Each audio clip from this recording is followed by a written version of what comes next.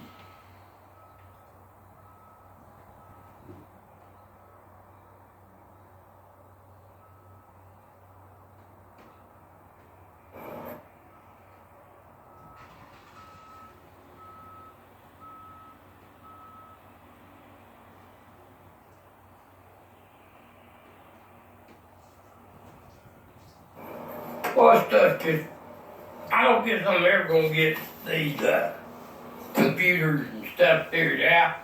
I've been trying for, well, let me see how long I've been trying. 4 years. And I'm no closer to knowing what I'm doing than I was the day I started. So, I chalk it up to a crazy old man. Everybody just be patient. I'll get it right here one of these days. I know I've been sending stuff and tagging people on Facebook and yada, yada, yada, yada. To no avail. Nothing I've done so far has been right. So, you know, if I've blown up your telephone or caused you a problem on your computer or, added a bunch of crap to your Facebook account or YouTube account or whatever the hell I've interrupted there, please forgive me. I'm just an old man sitting in my house with a new computer and new laptop, and I'm finding things on it that I never knew I had. All my work's been done on the telephone, and you don't see a lot of things. I didn't. Hell, I probably got 12 Facebook accounts.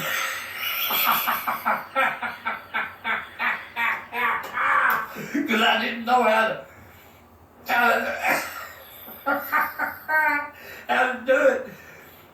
And I kept, every time I got in trouble back in my troublemaking days, I'd lose my telephone. I'd get out of trouble and get home and no telephone. So I go buy me another. Hell, one day I bought 4 of them. I got so mad. I couldn't keep up with nothing. So I was stashing them, So that whoever was taking my telephone might not get them all. I might have one next time I got home. So, I had all these different phone numbers, so I just tried to go on Facebook, you know, and then say, well, what's the password? Well, hell, I don't know. I don't remember that stuff. Somebody else, when I bought the phone, I said, can you sign me up there on Facebook because I don't know how to do it? And whoever was signing me the telephone say, sure. Put me on there, you know, say, what's the password? I don't know, give me one. And then put something, well, I never could get back into it, you know, so I've got all these Facebook accounts.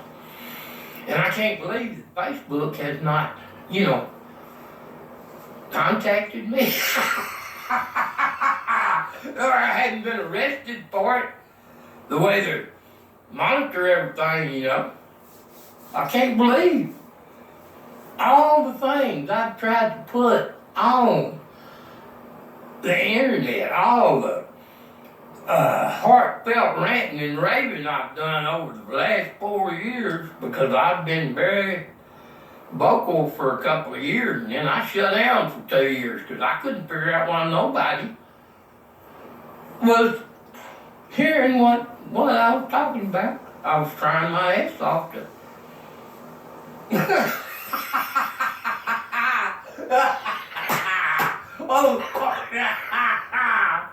oh, what a mess. I'm a genuine mess now.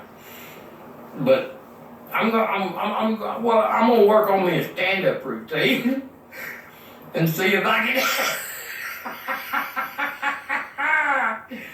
get me a job at a comedy club or something, you know, and maybe tell a few jokes or something if I can remember any. Hell, that's all I can do, remember my name half the time when I wake up, so, you know. What can I say? I'm just no man. I've been cooped up in my apartment here for a year on account of the virus, you know.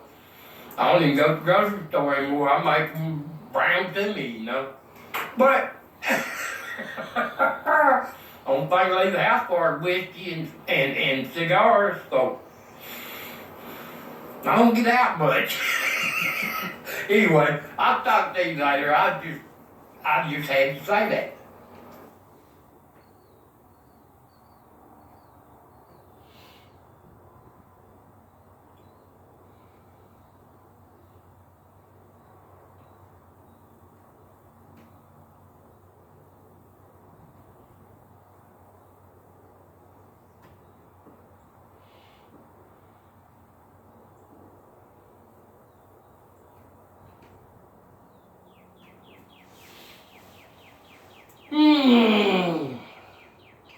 Oh, let's listen to Joe Biden's inauguration, yeah. That's what I want to hear, his inauguration speech. Then I want to hear the debates. I want to see what we missed when we was all paying such close attention and getting ready to vote on presidents. I want to see what we missed, because we had to miss something. So I want to thank you all. I really mean it from what? I want to thank you. Thank you, thank you, thank you. And I'm happy to take questions if that's what I'm supposed to do, Nance, whatever you want me to do. Whatever you want me to do. Who's running the show? You know, the confidence in the American government has been plummeting since the late 60s to what it is now. And many of you remember that in 2009, we expended a lot of political capital, Nancy and I and others, in the Recovery Act.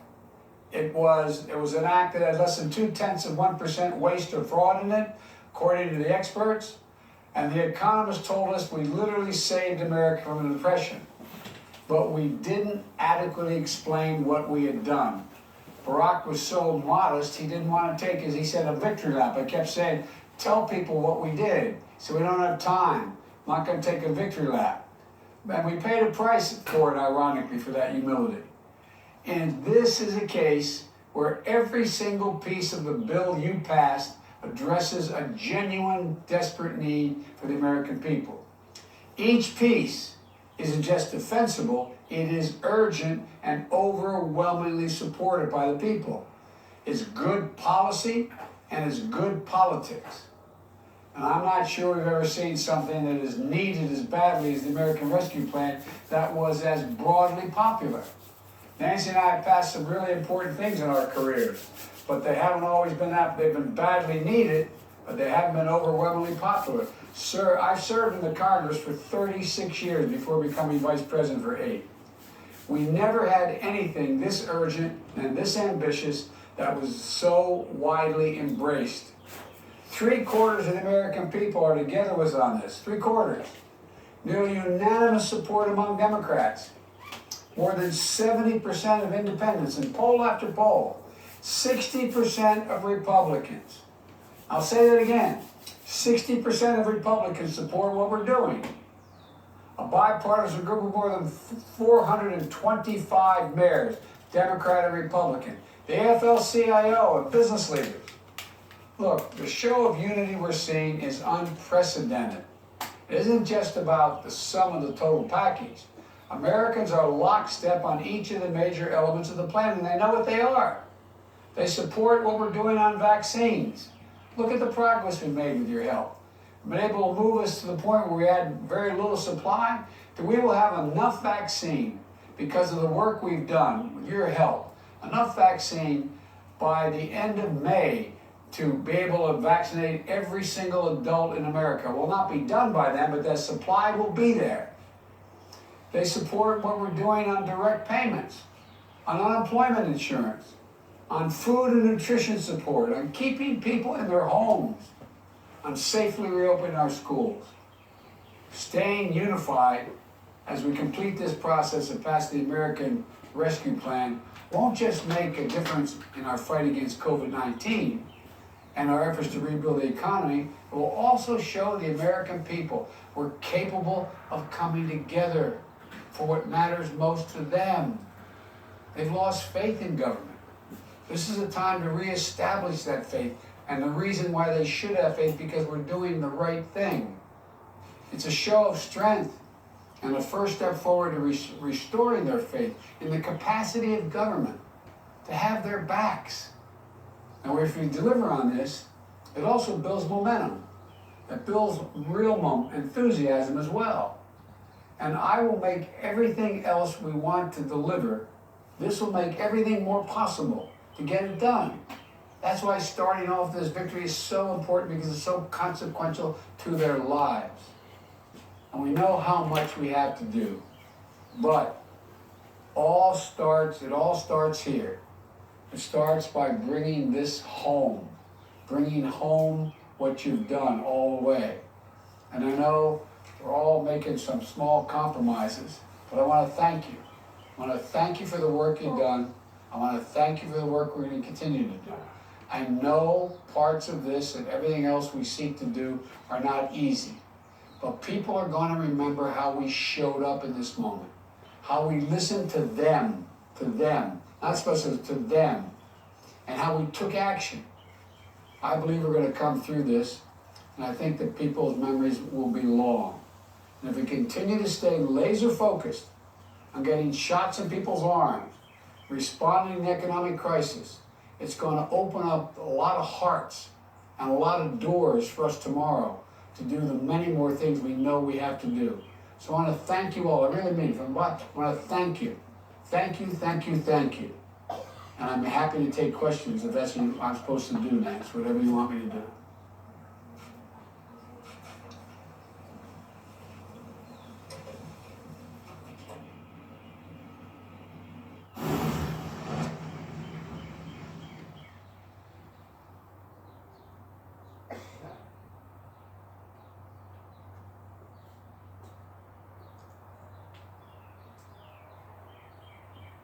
A draft that has been put together by General Honore. He's briefing all the leadership of committees in a bipartisan way, leadership of the Congress, and hopefully next week we'll have a presentation. We'll be able to have presentations to the fuller membership.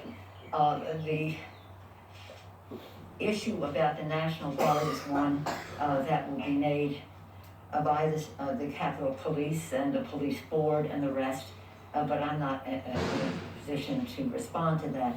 But we should have them here as long as they are needed, and the silliness of this being Inauguration Day and that in May the president will be inaugurated falls into the realm of let's not waste our time on it.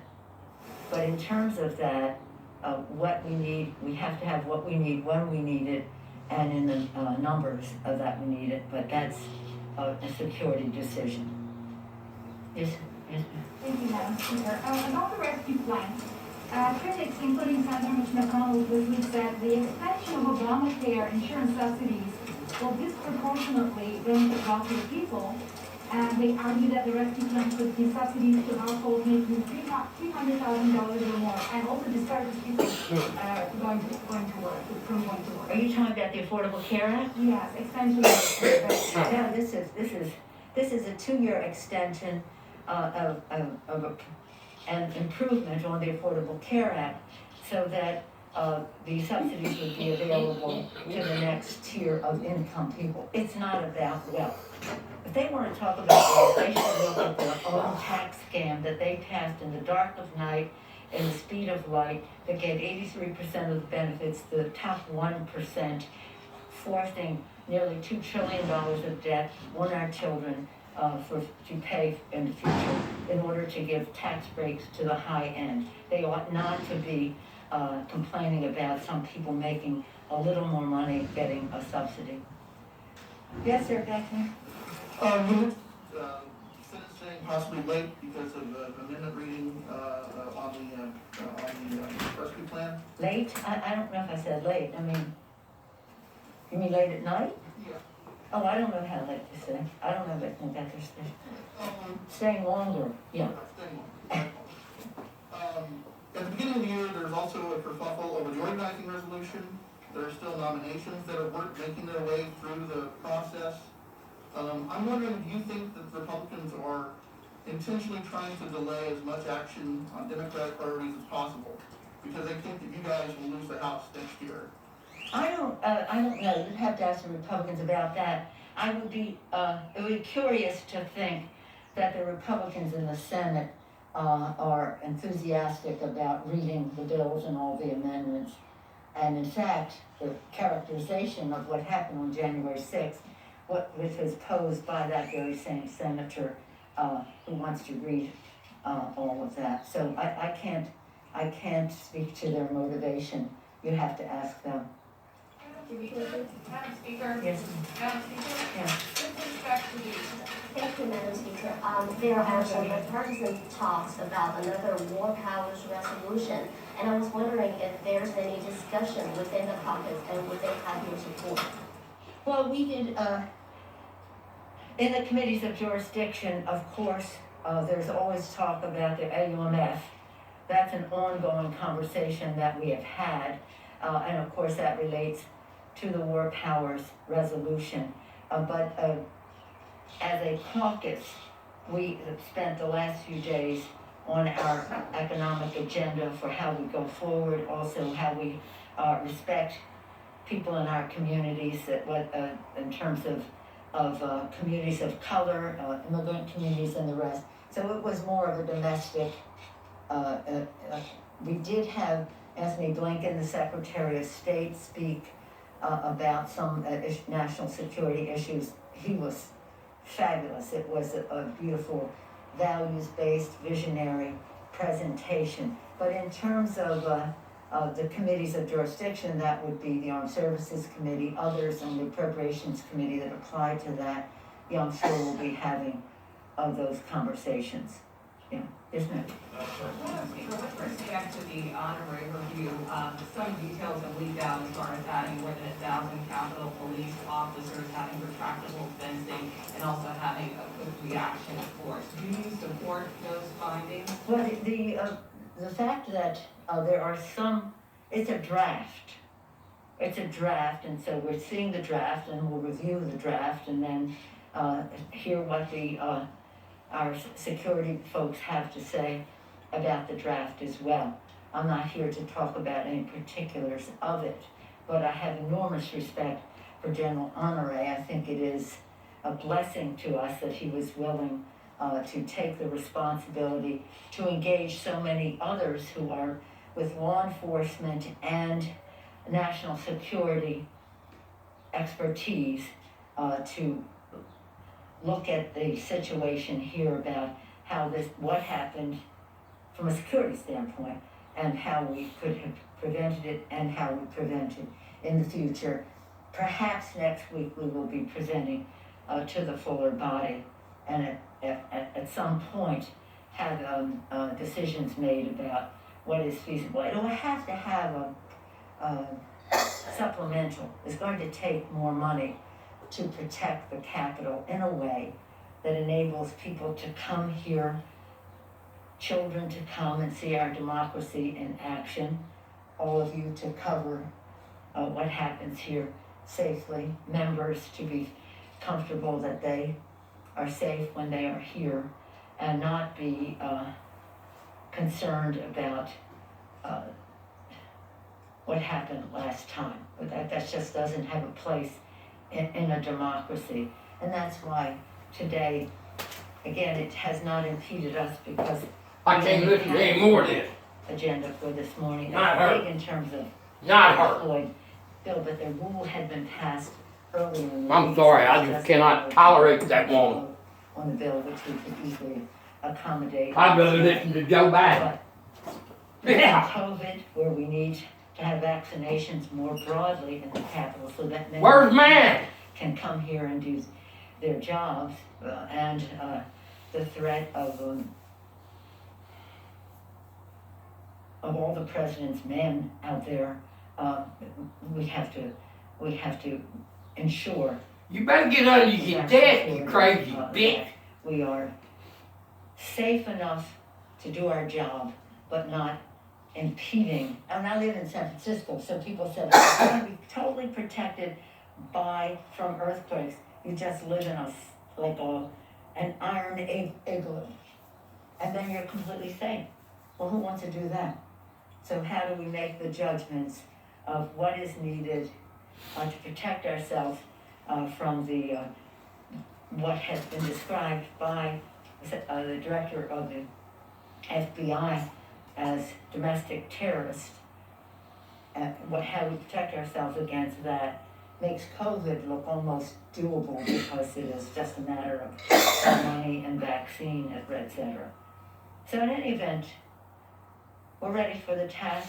We have expert guidance and intellectual resources available to us, and we will make decisions and prioritize. It's about prioritizing how we go forward. But it's going to be a great day as the Senate proceeds with the legislation. We're thrilled with what we were able to accomplish last night, and it'll be a cause for celebration when we pass the rescue package, and at the same time, we're already moving forward with the recovery package. So it's an exciting time. I hope you felt safe coming in today. We're way ahead of where we were last time because we have fences and we have National Guard and the rest. But nonetheless, we don't want to have all of that. We want to have our Capitol be respected by everyone in our country, so that, as Lincoln did during the Civil War, he said, we're going to build the dome so that people know that we are proceeding. And that's really what our spirit is. Thank you all very much.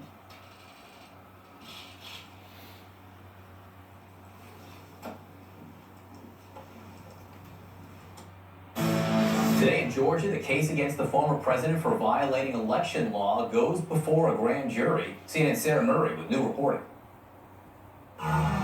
The investigation into Donald Trump's efforts to overturn Georgia's election results. There's no way we lost Georgia. There's no way. Intensifying as grand juries convene in Fulton County today, offering the district attorney her first shot at seeking the subpoenas she warned were coming. What I was doing as a courtesy to people that I respect very much is simply putting them on notice that when a grand jury convened, which would be in March, that they could expect to receive subpoenas.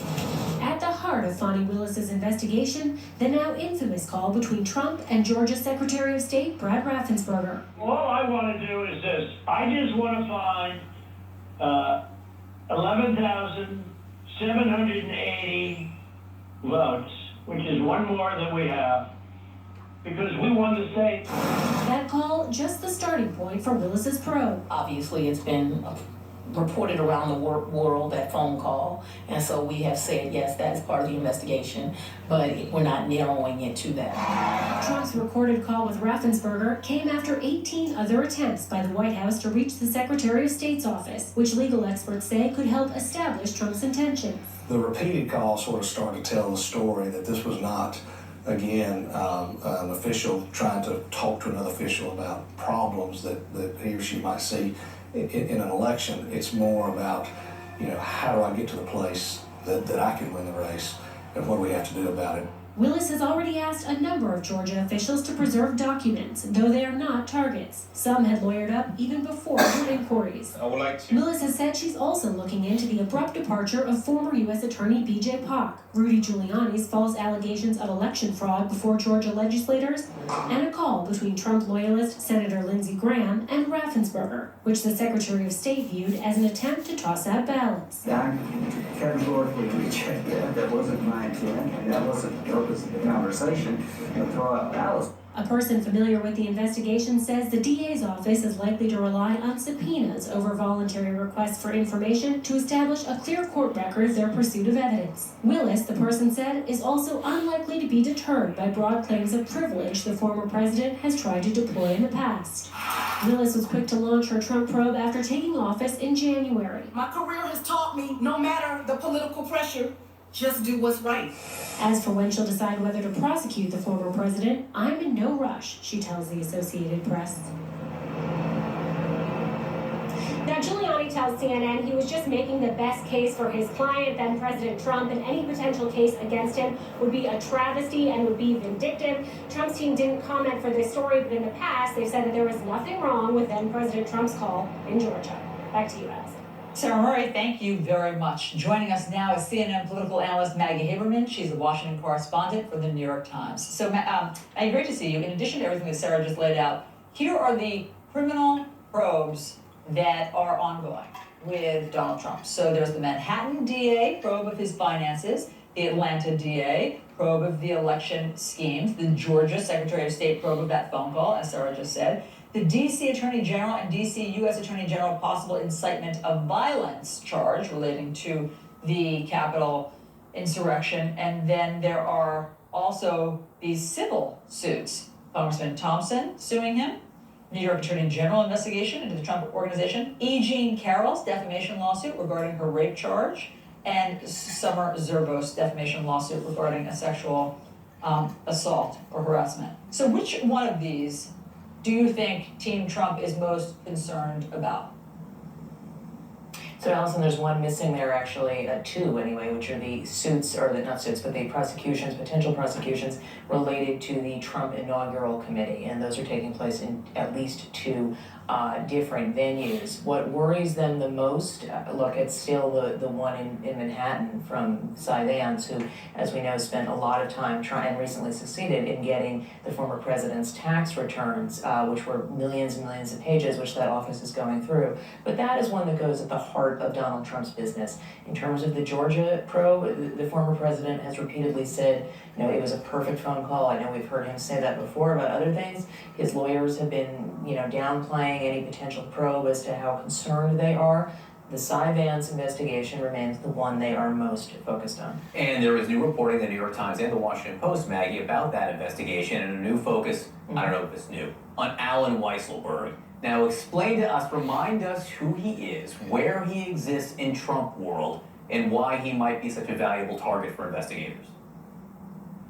Sure. So Allen Weisselberg, remember, is the longtime financial gatekeeper at the Trump Organization, worked for Fred Trump, Donald Trump's father, has been there for decades, knows where every secret is buried financially and some not financial. And he was somebody who, in the Southern District of New York, when the federal prosecutors were going after Michael Cohen, former President Trump's former personal attorney, Weisselberg was given limited immunity in order to testify against Cohen. He was not a target himself that we know of. He is not a target now that we know of, but he is somebody who Cy Vance's office has zeroed in on as a focus because they believe that if they could find evidence of wrongdoing by him, they might be able to push him toward cooperation. I think it would have to go a very long way. One point to make in terms of Alan Weisselberg and how important he is in the world of Donald Trump, there was a discussion by the former president's advisors at various points last year about whether Weisselberg should get a preemptive pardon from former President Trump. Now, ultimately, he didn't do that because the concern was, would Weisselberg be waiving his Fifth Amendment rights against self-incrimination and could be forced to testify if he accepted that pardon, so they didn't go ahead with it. But that really does tell you about what a key figure he is. Maggie, tell us about this lawsuit from Congressman Benny Thompson about the Capitol insurrection. Sure. I mean, so this lawsuit relates specifically to the idea that the former president, if I understand it correctly, violated the rights, specifically, I believe this is the one that was done in conjunction with the NAACP, unless I'm wrong, but that my memory is that that's that suit. Yes, that I think you're right. by incite, in their words, inciting this insurrection or helping to incite this insurrection, that the former president was essentially disenfranchising voters of color, black voters, people whose votes the former president had tried to throw out over and over again. And then the goal, remember, of January 6th, ultimately what the former president wanted to have happen was to delay the certification of the election. So this suit is interesting because it is a civil suit, as you noted. This is not a criminal prosecution. But one of the things that former President Donald Trump was warned about by the White House counsel and by other advisors while he was still in office was you could have some legal exposure here. As this was all going on January 6th, as they were trying to get him to do something more to stop what was taking place, to appeal to his own supporters, which, as you remember, it took a while for him to do and several takes for him to do, they were saying to him, you could have legal exposure here. This is among the actions that they had in mind when they said that. I'm not done with Alan Weisselberg. Yeah, Maggie. I mean, he received limited immunity having to do with the whole Stormy Daniels thing, and he did testify that. What would it take for him to turn? I mean, obviously, the implication here is they're pressuring him to try to get him to flip somehow, and that's words that Donald Trump understands. Or they will, right? Or they will at some point if they haven't yet. That's the implication. Yeah, I mean, so from what you know of Alan Weisselberg, what would it take to get him to all of a sudden turn on Donald Trump? I think a lot, John. I mean, I think that it would take a presentation of very serious charges. I think it would take a presentation of charges not just against him, but against his sons, who they're also been asking at least one witness some questions about. Now, again, the sons are also not targets of prosecution that we're aware of. There's no reason to believe they are, but certainly in terms of pressure points, I think that's something you could look at. Remember that when Michael Cohen eventually flipped, he had spent several months saying he wouldn't, and then he was told that prosecutors in the Southern District were going to charge not just him, but his wife. That was the pressure point that was pushed. I think that it would be something similar, but again, I'm still not sure that Alan Weisselberg would do that. Alan Weisselberg has been with the Trump Organization for decades. It would really depend on what we're talking about here. Maggie Haberman, thank you very much for that. Yeah, thank you very much, baby. Now here's the real corker.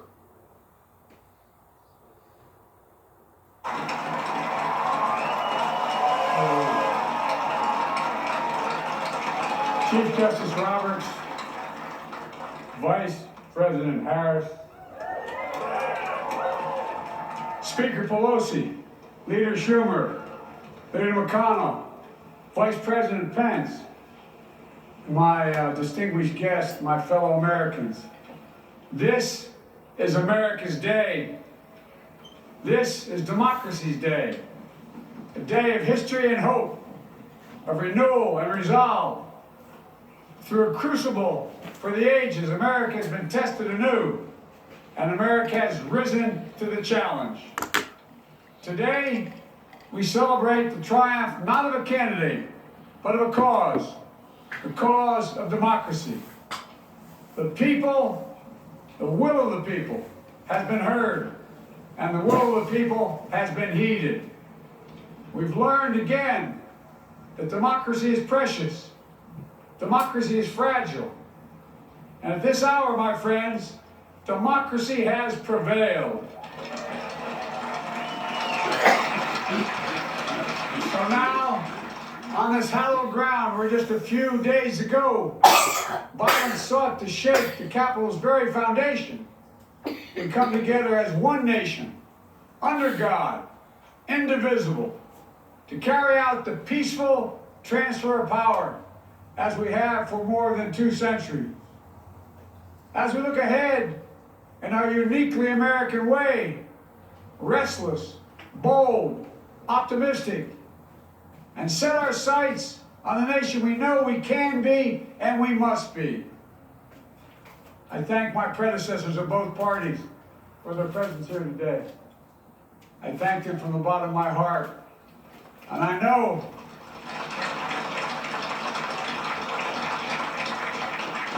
the resilience of our Constitution and the strength of our nation, as does President Carter, who I spoke with last night, who cannot be with us today, but whom we salute for his lifetime in service. I've just taken the sacred oath each of those patriots have taken, the oath first sworn by George Washington. But the American story depends not on any one of us, not on some of us, but on all of us, on we the people who seek a more perfect union. This is a great nation. We are good people. And over the centuries, through storm and strife, in peace and in war, we've come so far, but we still have far to go. We'll press forward with speed and urgency, for we have much to do in this winter of peril and significant possibilities. Much to repair, much to restore, much to heal, much to build, and much to gain. Few people in our nation's history have been more challenged or found a time more challenging or difficult than the time we're in now. Once-in-a-century virus that silently stalks the country. It's taken as many lives in 1 year as America lost in all of World War II. Millions of jobs have been lost. Hundreds of thousands of businesses closed. A cry for racial justice, some 400 years in the making, moves us. The dream of justice for all will be deferred no longer. A cry for survival comes from the planet itself. A cry that can't be any more desperate or any more clear. And now, a rise of political extremism, white supremacy, domestic terrorism, that we must confront and we will defeat. Good luck, Bubba. To overcome these challenges, to restore the soul and secure the future of America, requires so much more than words. It requires the most elusive of all things in a democracy. Unity. Unity. In another January, on New Year's Day in 1863, Abraham Lincoln signed the Emancipation Proclamation. When he put pen to paper, the president said, and I quote, "If my name ever goes down into history, it'll be for this act, and my whole soul is in it." My whole soul is in it. Today, on this January day, my whole soul is in this. Bringing America together, uniting our people, uniting our nation. And I ask every American to join me in this cause.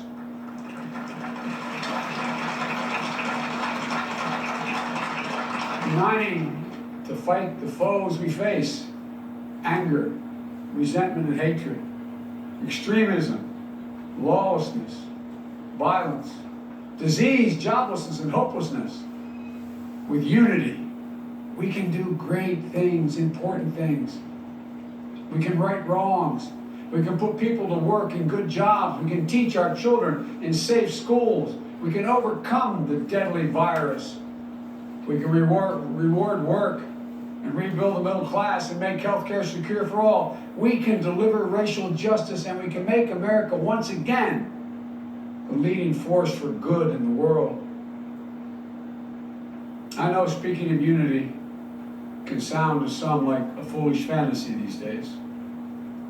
I know the forces that divide us are deep and they are real. But I also know they are not new. Our history has been a constant struggle between the American ideal that we're all are created equal and the harsh, ugly reality that racism, nativism, fear, demonization have long torn us apart. The battle is perennial, and victory is never assured.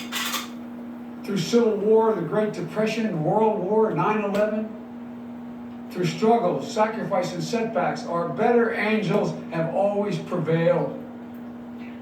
In each of these moments, enough of us have come together to carry all of us forward. And we can do that now. History, faith, and reason show the way of unity. We can see each other not as adversaries, but as neighbors. We can treat each other with dignity and respect. We can join forces, stop the shouting, and lower the temperature. For without unity, there is no peace, only bitterness and fury. No progress, only exhausting outrage. No nation, only a state of chaos. This is our historic moment of crisis and challenge. And unity is the path forward. And we must meet this moment as the United States of America. If we do that, I guarantee you we will not fail. We have never, ever, ever, ever failed in America. We've acted together. And so today, at this time, in this place, let's start afresh. All of us. Let's begin to listen to one another again. Hear one another. See one another. Show respect to one another. Politics doesn't have to be a raging fire, destroying everything in its path. Every disagreement doesn't have to be a cause for total war. And we must reject the culture in which facts themselves are manipulated and even manufactured.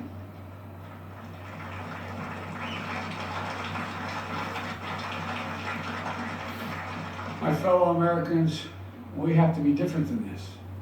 America has to be better than this. And I believe America is so much better than this. Just look around.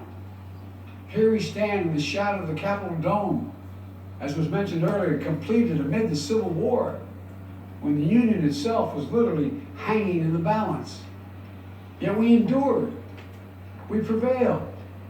Here we stand, looking out on the Great Mall, where Dr. King spoke of his dream. Here we stand, where 108 years ago, at another inaugural, thousands of protesters tried to block brave women marching for the right to vote. And today, we mark the swearing in of the first woman in American history elected to national office, Vice President Kamala Harris. Don't tell me things can't change. Here we stand, across the Potomac from Arlington Cemetery, where heroes who gave the last full measure of devotion rest in eternal peace. And here we stand, just days after a riotous mob thought they could use violence to silence the will of the people, to stop the work of our democracy, to drive us from this sacred ground. It did not happen. It will never happen. Not today, not tomorrow, not ever. Not ever.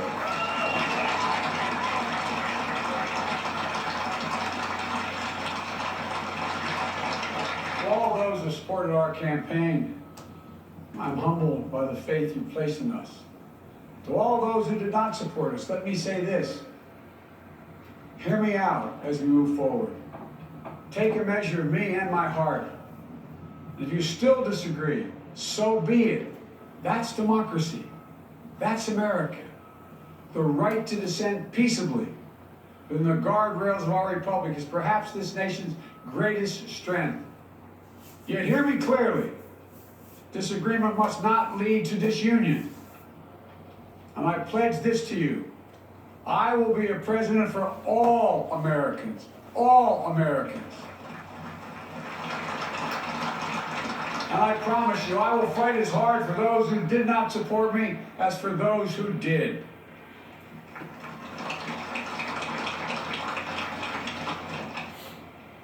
Many centuries ago, St. Augustine, a saint of my church, wrote that a people was a multitude defined by the common objects of their love.